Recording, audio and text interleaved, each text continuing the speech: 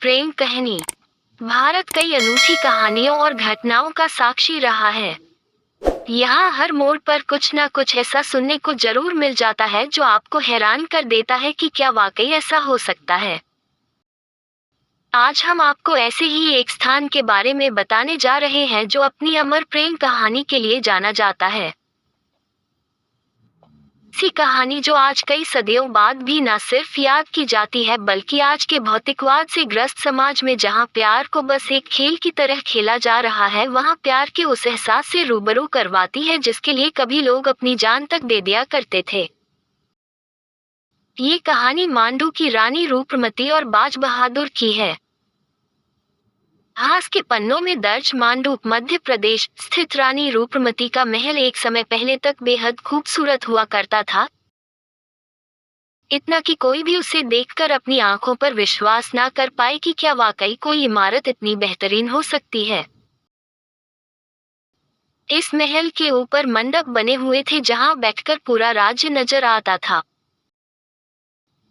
ये महल 365 मीटर ऊंची और सीधी खड़ी चट्टान पर स्थित है जिसका निर्माण बाज बहादुर ने करवाया था। ऐतिहासिक कहानियों के अनुसार रानी रूपमती सुबह शाम मंडप पर बैठा सामने बहने वाली खूबसूरत नर्मदा नदी को देखा करती थी। महल के नीचे की ओर एक और महल है जिसे बाज बहादुर महल कहा जाता है और इस महल से रानी रूपमती का मंडप बहुत खूबसूरत नजर आता था। ऐसा माना जाता है कि जब रानी मंडप में होती थी तब बाज बहादुर अपने महल के झरोखे से रूपमती को घंटों निहारा करता था। सन 1561 की बात है जब मुगल बादशाह अकबर के सेनापति आदम खां ने मांडू पर आक्रमण कर बाज बहादुर को पराजित कर दिया और रानी रूपमती को अगवा कर लिया। रानी रूपमती ने आदम खां के समक्ष समर्पण नहीं किया और अपनी जान दे दी।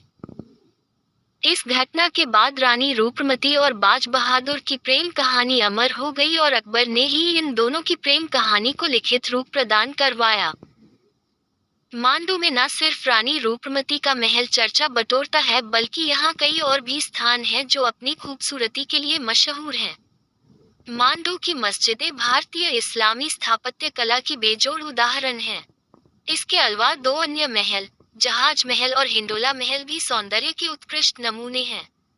मांडू स्थित अशरफी महल की कहानी भी अजीब है।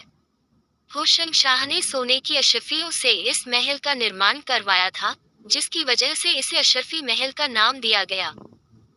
मांडू की इसी भव्यता से प्रभावित होकर मुगल सम्राट जहांगीर यहाँ कई महीनों तक रहा और चप्पे चप्पे का विचरण किया। उसने अपने प्रवास के दौरान कई भवनों का न सिर्फ निर्माण करवाया बल्कि कई पुरानी इमारतों की मरम्मत भी करवाई।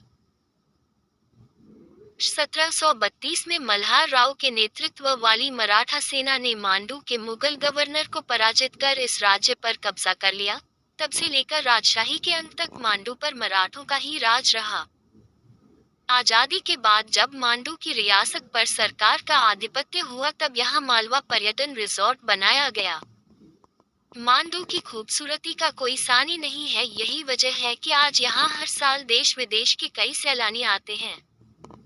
एक ऐसी प्रेम कहानी जिसे भुला दिया गया।